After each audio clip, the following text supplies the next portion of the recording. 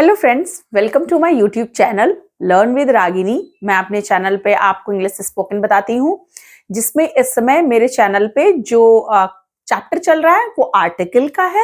Article में मैंने ए, N और द का यूज आपको बताया है। द का यूज के साथ ये मेरा सेकंड वीडियो है, क्योंकि द का जो यूज होता है वो बहुत ही लेंदी होता है। उसमें बहुत सारे रूल होते हैं कि कहाँ कहाँ पे हमें द का इस्तेमाल करना है।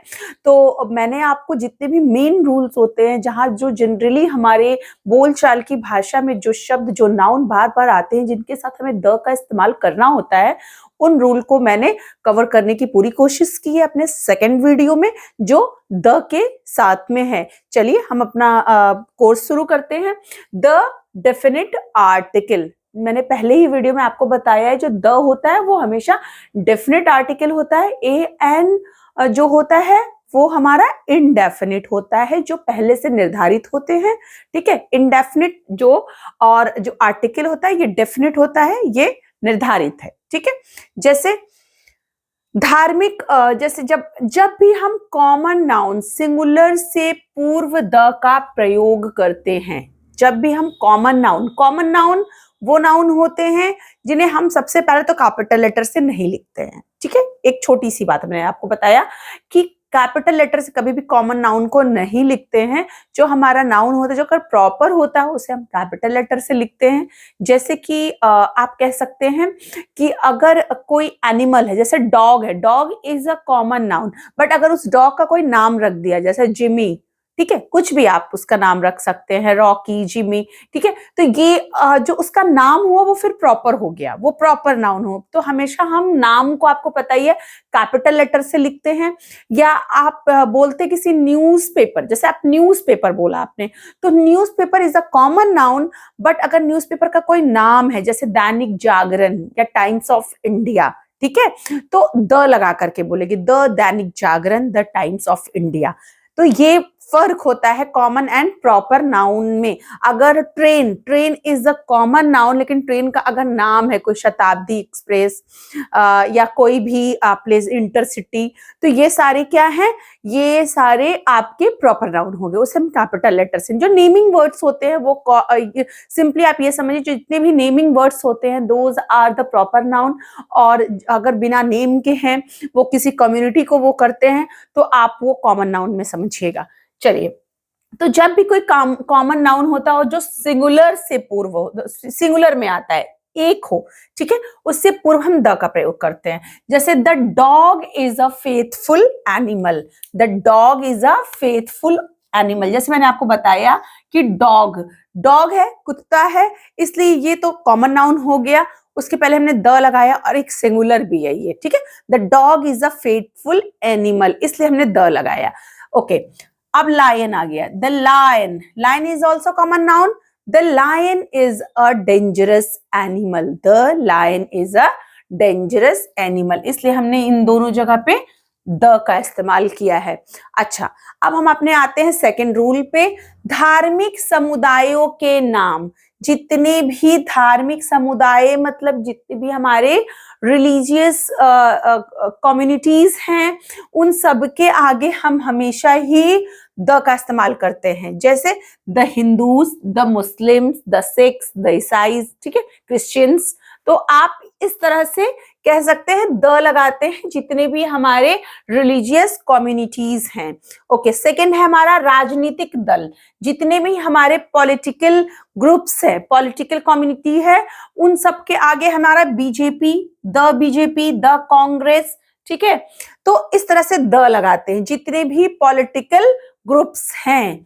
ट्रेन है के नाम है, या जहाज, ट्रेन, जहाज, या अखबारों के जितने भी नाम होते हैं, तो जैसे कि जहाज, अगर हम ट्रेन की बात करते हैं, द इंटरसिटी, द राजधानी एक्सप्रेस, ठीक है, इस तरह से आप कर सकते हैं।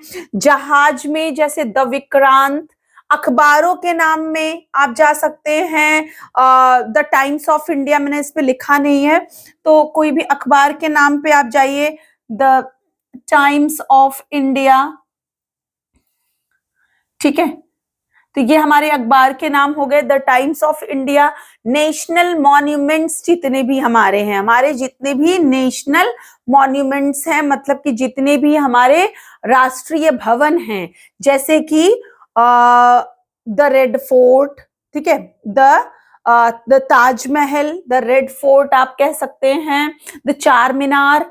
तो ये सारे हमारे क्या हैं, सारे नेशनल मॉन्यूमेंट हैं। जितने भी नेशनल मॉन्यूमेंट्स होते हैं, जितने भी हमारे राष्ट्रीय भवन हैं, उनके आगे हमें द ही लगाना है।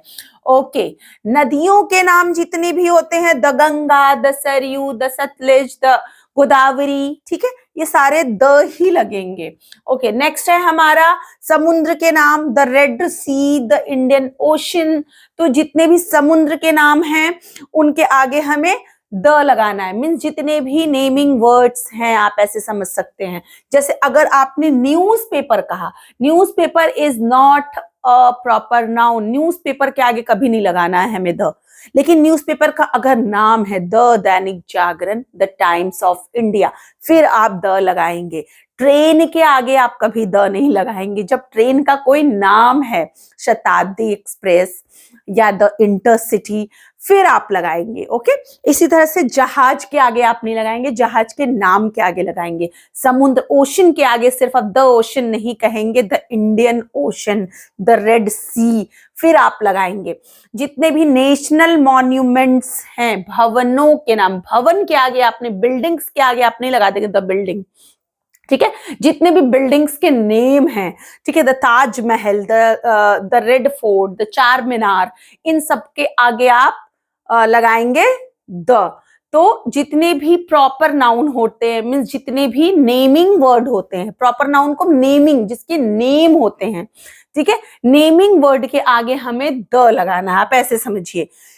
चलिए हम नेक्स्ट आते हैं अपने धार्मिक ग्रंथों के नाम के पूर्व भी हम क्या, यहाँ पे स्पेस नहीं था इसलिए मैंने ऐसे बॉक्स बना करके यहाँ पे लिख दिया है। धार्मिक ग्रंथों के नाम से पूर्व भी हम द लगाते हैं। धार्मिक ग्रंथ मतलब हमारे जितने भी रिलीजियस बुक्स हैं, जितने भी हमारे सेक्रेड बुक्स हैं, जितने भी एपिक्स हैं, ग्रंथ हैं, उन सब के आगे हम द का इस्तेमाल करते हैं। जैसे कि द रामायणा, ठीक है, the Mahabharata, the Bible, the Quran, ये सारे हमारे धार्मिक बुक्स हैं, ठीक है। तो जितने भी रिलीजियस बुक्स हैं हमारे, तो एग्जाम्पल है the Ramayana is a holy book. Second है the Quran is also very sacred book आप कह सकते हैं, बुक ऑफ मुस्लिम्स, ठीक है। तो सेक्रेड मतलब भी पवित्र होता है, होली मतलब भी पवित्र होता है। तो अब बुक्स के आगे आप या ग्रंथ के आगे आप नहीं लगा देंगे द, आपके उसके नेमिंग वर्ड पे लगाना है। रामायणा, महाभारता, बाइबल, कुरान, तब द आपको ऐड करते चलना है। ओके, हम अपने रूल नंबर 3 पे आते हैं। जितने भी हेवनली बॉडीज हैं, हेवनली बॉडीज मतलब जो हेवन से जुड़े हुए हैं, आप ऐसे कह सकते हैं, जो हमारे नेचुरल हैं, जो मैन मेड नहीं होते हैं, जो हमने नहीं बनाए हैं, ईश्वर ने बनाए हैं, ठीक है।